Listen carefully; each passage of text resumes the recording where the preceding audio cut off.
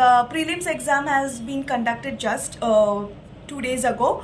So all of you are patiently waiting for the exam, of course, and so those who are now waiting for their prelims exam so that they can just start with their particular preparation of IAS mains, which is to be conducted just 2 months from now. So here are certain tips and tricks for all of you that how you can utilize these remaining 2 months for your mains examination.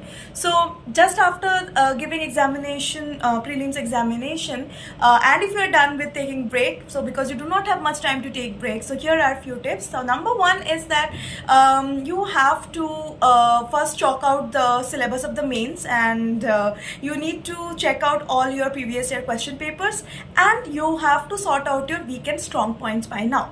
And you have to divide this 2 months time into 1 month each, okay, so that in 1 month, wherever you are weak, you feel that you have certain topics to cover from, so just go through that and remind yourself that it is important to give mock tests because practice makes the man perfect. So now 2 months time, basically you can rectify yourself on the basis of mock tests. The more number of exams attempts you will give before your main examination, the more chances are there for you to write better answers in the final main examination, right? So yes, make sure initially that you at least give 3 mock tests every week in the first month, and as your time is approaching, right, for your examination, increase the number of mock tests. Yeah, so increase the number of mock tests because that is the key to success here. Always do not forget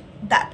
And in the mock test, what you have to do, you cannot just give the examination and check it and keep it. No, you have to make it a habit of completing one mock test and checking that. After evaluating, go through the paper once again to find out where you have done your mistakes, and you have to rectify it and know your mistakes on that particular day itself. You cannot leave it hanging for the next day that okay, today I have given the mock test and I have evaluated, this is my score, so tomorrow I will check where I have gone wrong. No, that is the mistake that most of the students while preparing for the examination commits, right?